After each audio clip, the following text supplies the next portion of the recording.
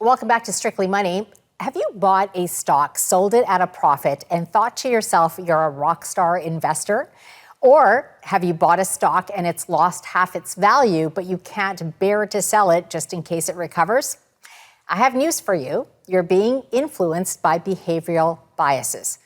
You see, the most rational traders, as disciplined as they set out to be, are vulnerable to taking shortcuts, display overconfidence, and let their emotions get the best of them. Sam Sivarajan is a behavioral scientist and the CFO of TELUS Touch, and he joins me now to walk us through these biases and how to make better investment decisions. Sam, great to have you on. Thank you for having me on the show, Sejal. Nice to be here. Yeah, so I'm glad you're here because behavioral finance, to me, is the heart of successful investing, but it's not widely talked about, right? So in your experience, can you talk about, why it matters and why investors need to pay more attention to this? Yeah, that's a great question. Behavioral finance matters because emotional investing, which is what we're really talking about, costs investors around 5% a year.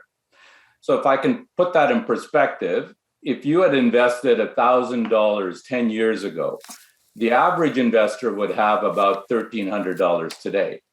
But an investor who could better manage your emotions would have more than $2,000.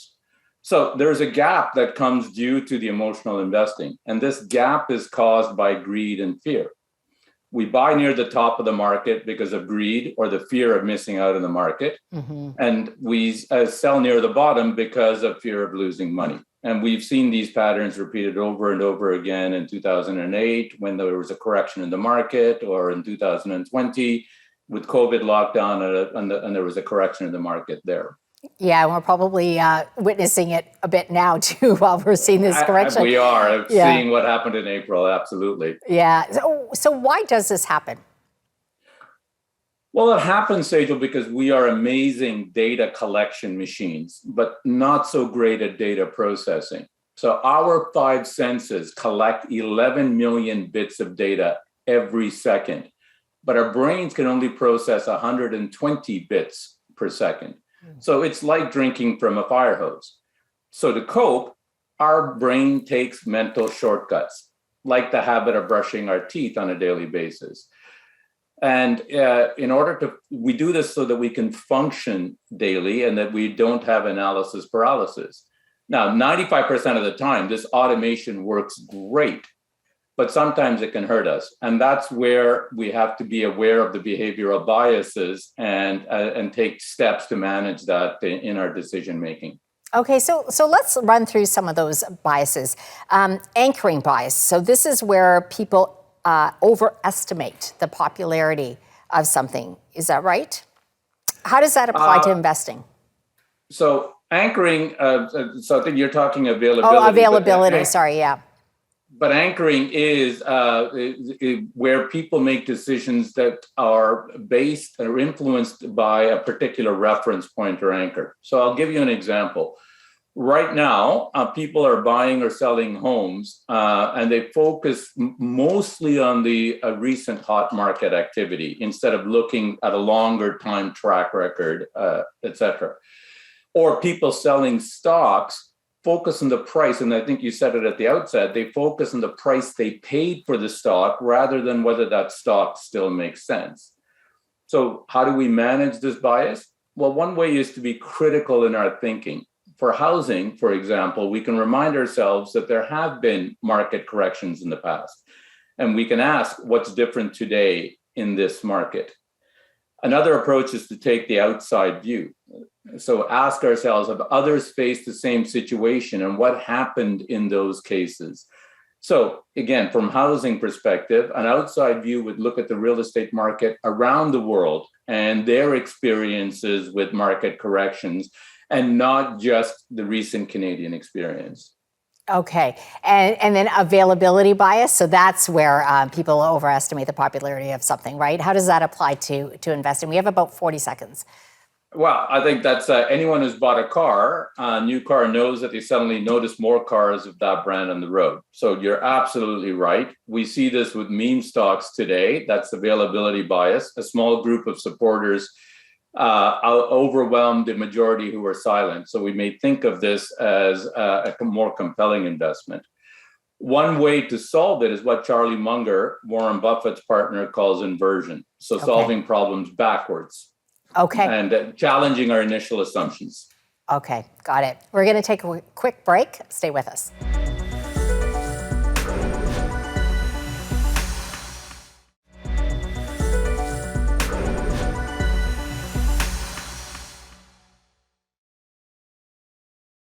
Welcome back. We've been talking about behavioral biases, and Sam, we talked about anchoring biases as well as availability biases.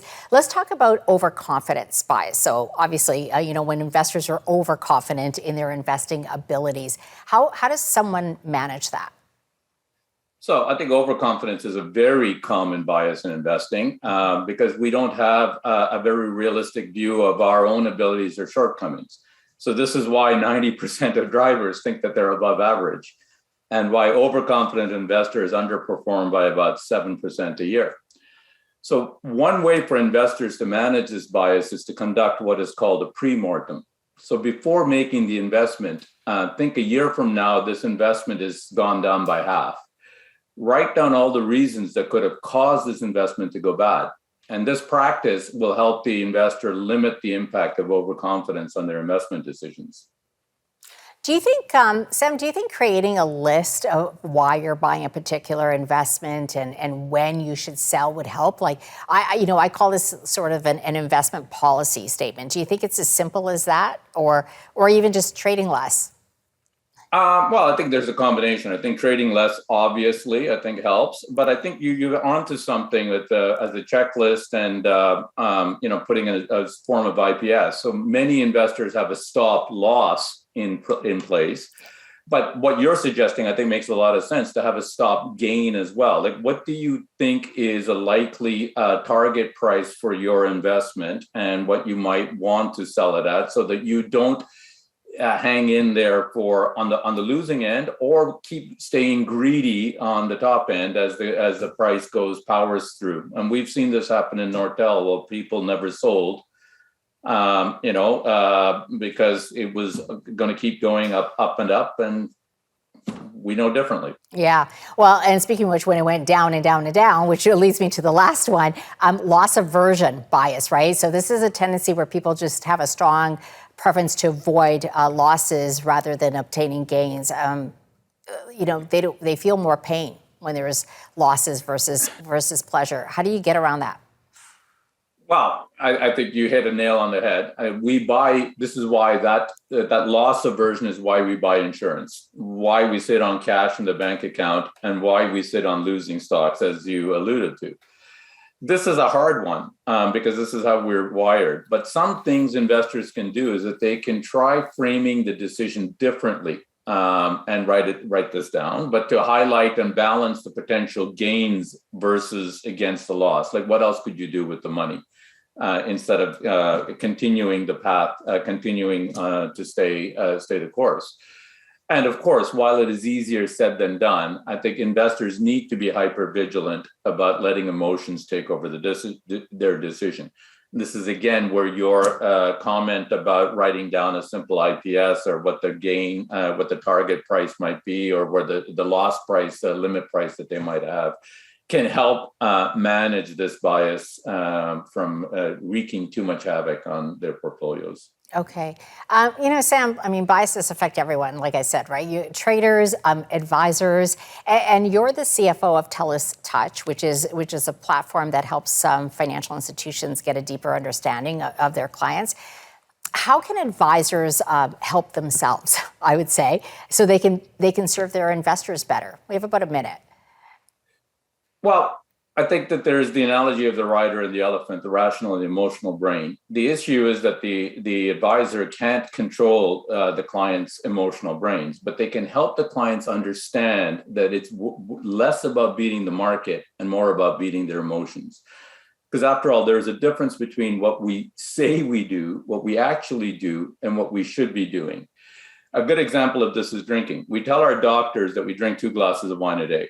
We actually drink 3. And at most, we should be drinking 1. So advisors can help manage this behavior, but to do so, they need to understand their clients way beyond the traditional risk tolerance questionnaire and know your client rules. And these are some of the tools that we build at TELUS Touch to help advisors to motivate the right behavior at the right time to help the clients control their emotional or elephant brains. Okay, Sam, we really appreciate you coming on today. Thanks very much.